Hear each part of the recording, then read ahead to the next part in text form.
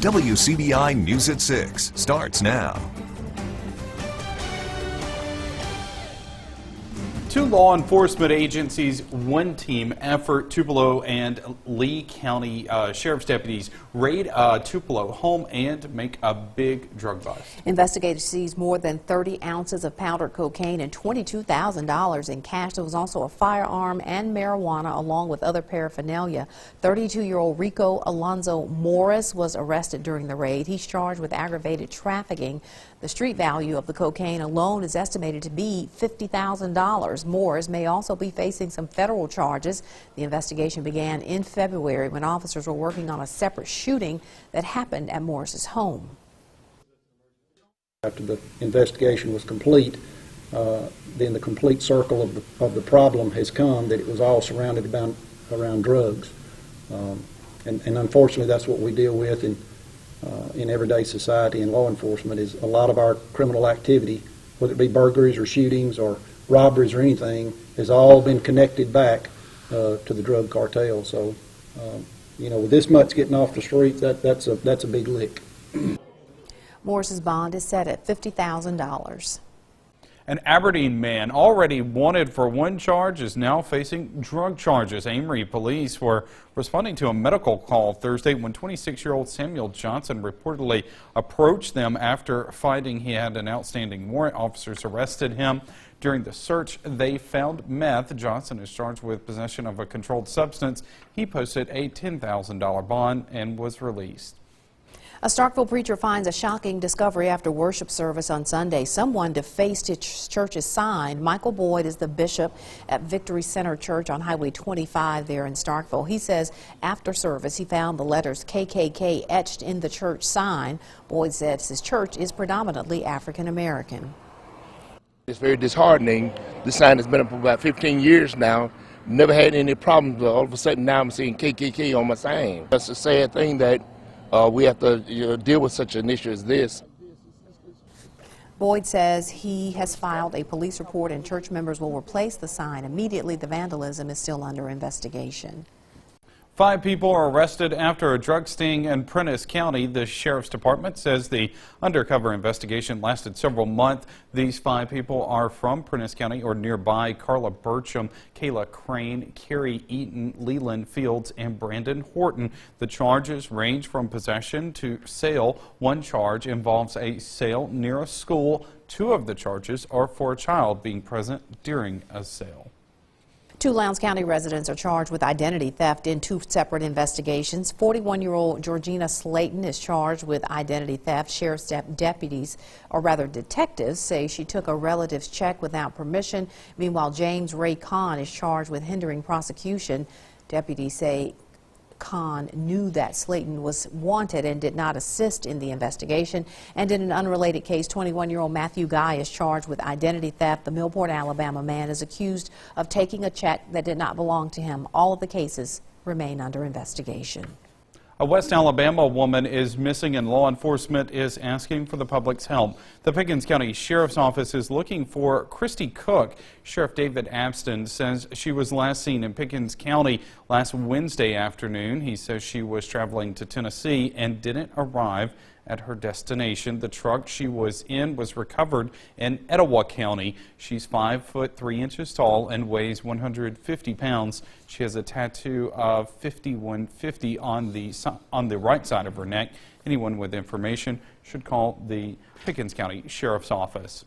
Time now for us to turn our attention to weather. Chief Meteorologist Keith Gibson joins us with a wet first look. Keith? Very wet, gloomy, cloudy, all that good stuff across our region. A live look in Columbus with our Alpha Insurance camera network. You can see the heaviest showers now east of our area. Some residual lighter showers here from Columbus south and east. This will be wrapping up here as we go throughout the evening hours, but temperatures are in the 40s right now. We will be hovering in the 40s with a lot of cloud cover for the evening hours. Now later on tonight, we're going to take it down into the mid to upper 30s. Not a freeze tonight, but that will be tomorrow night, maybe a hard freeze. More on that in just a few minutes. All right, thanks, Keith. Alabama's unemployment rate continues to climb, and our local counties are being hit pretty hard. The January numbers released today are at 6.4%. 4%. Just 1 year ago, the rate stood at 6.1% statewide, all of which are several points above the national average. State unemployment is rising because people are entering Alabama's workforce faster than jobs are being created and filled. Lamar County's jobless rate is 6.4%. It was 5.5% in December. Meanwhile, in Pickens County, the unemployment rate stands at 7.8%. It was 6.7% in December. Well, many believe cursive writing is becoming a thing of the past. In many schools across the country, it's not part of the core curriculum anymore. Yeah, that's not the case in Alabama. It's state law to teach that style of writing. WCBI's Selena Schaefer tells us how a bill in Mississippi could have the same requirement. She joins us live in the studio with more. Selena? That's right, Andrea and Joey. Some Mississippi lawmakers aren't ready to sign off on the legislation. Today, I crossed state line to Gordo Elementary, where third graders must be able to read and write cursive. And here's why. In Alabama, it's called Lexi's Law, and it requires school districts to teach cursive writing by third grade. In Mississippi, there's a bill awaiting approval by the House of Representatives to require the same thing. Children need to learn how to do cursive writing. You may not use it much, but you know, you write papers and colleges and things of that nature. You sign your name. Associate Superintendent of Pickens County Schools, Vanessa Anthony, says her family knows the troubles of taking cursive writing out of the classroom. At one point, Alabama taught cursive in the third grade, then switched it to the second grade, and then back to the third. Anthony's daughter got caught in the off year. My daughter was in that period where she actually missed the teaching of cursive writing. She went from second grade to third grade, and that was the year that they switched it back, you know, when it's in second grade. And so she missed the cursive writing. So personally, I've been trying to teach her cursive writing. Superintendent Jamie Chapman feels at one point teaching cursive was overlooked by educators. People lost interest in, I guess, what we say is teaching it because of, you know, it just wasn't being used and emphasized as it used to be when we went to school. Anthony says educators must see the value of a signature. Teachers have to know how to teach cursive writing because, you know, we all write our names, sign our names every day, but there's a process for teaching cursive. And so the key to me is to find a program or a strategy that teachers can use to teach students to form their letters. Third grade teacher at Gordo Elementary, Savannah Parker, is making cursive a part of her creative lesson plan. We do the interactive board so that they can get up and out of their seats to try to learn it. We talked about different reasons why they would need it when they're older, such as signatures and to read important documents. So it's something that they need to learn. They love it. They feel like they're learning a new language is what they told me. Now, Lexi's Law was enacted in January of last year. Mississippi's cursive writing bill was passed by the state Senate. The House of Representatives has not brought up the legislation just yet. Joey? Well, it is spring break in Mississippi, and the Columbus High School gym was open for business today. The Columbus City School District is partnering with the Parks and Recreation Department to offer daily activities throughout the week for students on spring break. Administrators say this is a safe and secure way for students to spend their week off. Unfortunately, a lot of our parents don't get a chance to take off a week like school people do, so they want to find ways so that their kids can have some fun in a creative way in a safe environment. Any student in the county can attend the events this week. For a full list, you can head on over to our website, WCBI.com. Looks like fun. It looks like a lot of fun. A new project could bring national attention to a small North Mississippi town. We take a look at the possible impact when we come back. WCBI News at 6 with Andrea Self and Joey Barnes. Welcome back. Construction is nearly complete on Mississippi's latest national cemetery. The North Mississippi Veterans Memorial Cemetery will be located near Kilmichael in Montgomery County. Yeah, and it's expected to draw visitors from around the state and the nation. WCBI's Quentin Smith sits down with city and county leaders to find out more about the project. He joins us live in the studio with more. Quentin? Joey, even though the cemetery is in Mississippi, it'll be open to veterans from all across the country and all branches of the military. The people I spoke with say they're honored that their town was selected, and they're excited about the impact it's going to have on the area. Awesome. Outstanding. Truly delightful. Those are the first words that city and county leaders say comes to mind when they ride by and see the North Mississippi Veterans Memorial Cemetery in Montgomery County. It's located in the small town of Kilmichael, which has a population of less than 700 residents. I almost have to pinch myself to make sure that this is all real. I don't think many of us right now can realize the potential that it has for our community, especially in the way of exposure. You know, we're a little small town, and we have a motto, the town that cares, and this will only add to that motto. The cemetery is just one of 2 state cemeteries in Mississippi. It covers over 50 acres of land, and once all of the construction work is completed, it'll have enough space to bury more than 110,000 soldiers. And that's what it's all about, is to be able to serve our veterans and their families during a time of grief. Mark Lawson is the director of the cemetery. He says it's been a long 15 months of hard work, but he's happy with the way things are turning out. We're about 85% complete with the project. The buildings are all complete. We've got some landscaping left. And once the cemetery is completed and ready to be opened, both city and county leaders are expecting it to have a huge economic impact on the area. They'll work 6 or 8 employees, which helps, you know, in any small town when you can provide a few more jobs. I think it will bring a lot of stuff to Montgomery County, Kilmichael community. It's going to bring a lot of traffic for one. It's going to bring a lot of interest for another. I know that the Tri-County area, Grenada, Carroll County, Webster County, Montgomery County, they're all excited. And then visitors adds to your sales tax. But still, my number one priority on all this is being able to honor the soldiers. Now, no date has been set yet for the cemetery's opening. A live look into Washington, D.C. this evening with our EarthCam network. You can see the flakes of snow beginning to fall right there in D.C. This big system, that blizzard, getting cranked on up. Now, this system up here in New England will actually give us some very chilly temperatures for the next 2 nights after tonight. The full forecast is coming up next.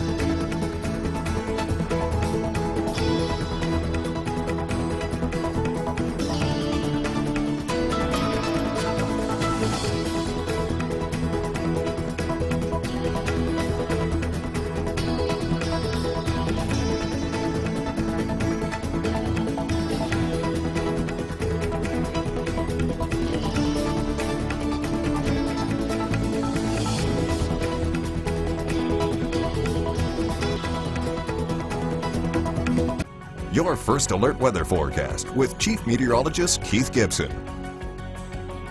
Clouds and showers here in Tupelo today. This is our Alpha Insurance time-lapse in HD from downtown at Fair Park. You can see how wet it was, but the showers have moved away from Tupelo. We are now quiet. There still could be some additional moisture later on this evening and tonight, but no issues right now in the near term.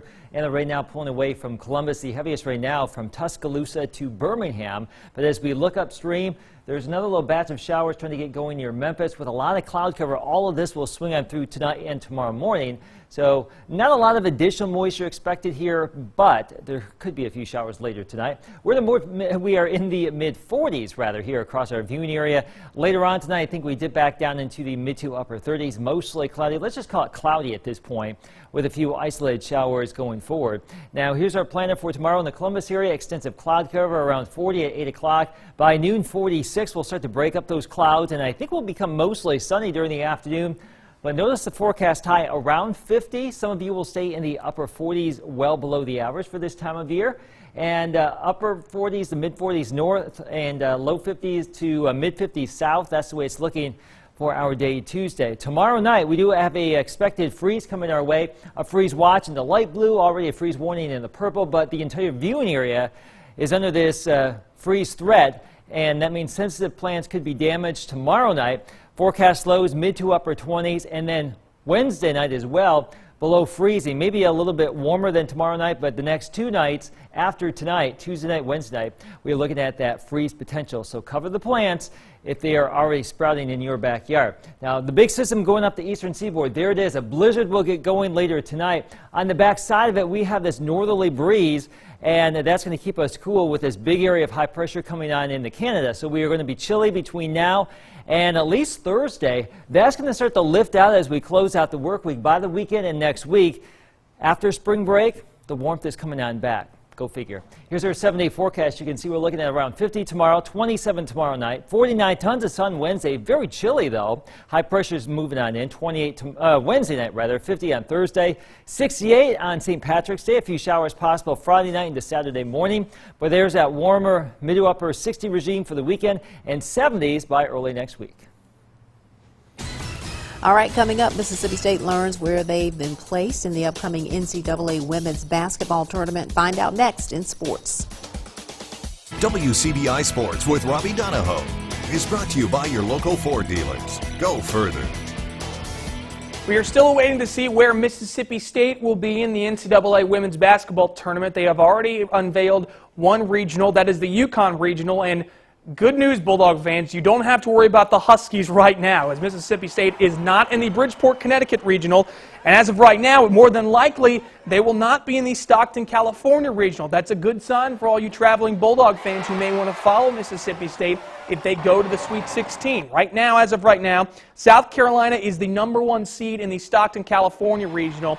So more than likely, Missouri just got a 6th seed in the Stockton, California Regional as well. So that would then, if Mississippi State does indeed get the 2 seed like we all expect them to, that means they would either be the 2 seed in the Lexington, Kentucky Regional or the Oklahoma City Regional. Those are both within about 7 to 8 hours of driving from Starkville and Columbus and around here in Mississippi. So it's a good sign for all of you who want to follow Mississippi State on their road to the NCAA women's basketball tournament. We'll continue to watch and follow where Mississippi State will be. One team that is in the NCAA women's basketball tournament, that's Central Arkansas. The Sugar Bears won the Southland Conference tournament over the weekend. And if you don't know, by the way, they're led by 2 Columbus natives. One there right there, junior Taylor Baudois. That's a New Hope graduate. She's averaging 11 points and 6 rebounds per game. While former Columbus Falcon and Starkville Academy graduate Maggie Profit is dominating the league, averaging 15 points and 3 rebounds per game. She was named the tournament's most valuable player. As you see right there, she had 22 points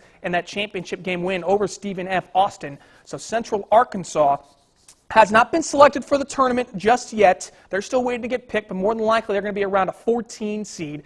And hey, who knows? Maybe they end up getting a 15 seed and they play Mississippi State in the first round. One team that we do know where they will be, that's Ole Miss. Yesterday, they accepted a bid to play in the National Invitational Tournament. Rebels will play the Monmouth Hawks on the road Tuesday at 6 o'clock p.m. And they actually already are in New Jersey for that game because they got a pretty nasty storm headed up in the northeast, as you probably saw Keith Gibson run through. The game will be an online-only broadcast on ESPN3.com. With the win, Ole Miss will play the winner of Syracuse and UNC Greensboro. Rebels join Alabama and Georgia as other SEC teams playing in the NIT. And we just got official word Mississippi State will not be in the Stockton, California Regional. So praise the Lord. We don't have to go all the way to California to cover Mississippi State women's hoops. They will be either in Oklahoma City if they make the Sweet 16, or they will be in Lexington, Kentucky. They're still revealing the brackets. We don't know for sure right now where MSU will be. Speaking of MSU, the baseball team actually had a brunch time baseball game here on Monday. Well, hey, I like it. At 11-8, MSU was able to defeat Columbia. Had to rally back from a late deficit. Brent Rooker hit his 5th home run of the year. He had 6 RBIs in that game. The Bulldogs are now 11-6 overall. They won all 4 games over the weekend. Ole Miss also swept Furman over the weekend. They'll be down on the coast in Biloxi playing their midweek game, so we'll continue to follow baseball. We'll obviously continue to follow MSU women's hoops as they still await where they will be seated in the NCAA women's basketball tournament. We still project them to be a 2 seed, but as we can tell you right now, much closer driving distance if you're planning to follow them after they get out of Starkville. If they win their first 2 games in Starkville Regional, they'll either play in Oklahoma City or Lexington, Kentucky, both of which about 7-8 hour drives. Yeah. Very reasonable compared to the 20-hour drive that would have been in Stockton, California. So, or a plane ride. Yeah, or a plane ride. That would have been a little bit easier. Yeah. So, yeah, good news as of right now. MSU's not in the Yukon's regional or in California. So far, so good. Were those the two big things state fans were looking at? Those are the two. maybe? My personal opinion: you didn't want to be in Yukon, and you didn't want to be in California. As of that, outside of that, we'll see what happens. Good then. Yeah, you're in good shape. We'll be right back. Chilly stuff for tomorrow. Developing sunshine after a gloomy start, 40s and 50s. A hard freeze possible tomorrow night, Wednesday night. We'll start to moderate, though, by St. Patrick's Day and Friday. Warmer for the weekend. It's spring break. We need some sunshine, okay? There you go. Yeah. It'd be a little cool, but it's sunshine. You can still get out there, just wear a coat. Sure, absolutely. That's right. That's right. And take care of those plants. There you go. All right. Thanks so much for joining us, everyone. Have a great night.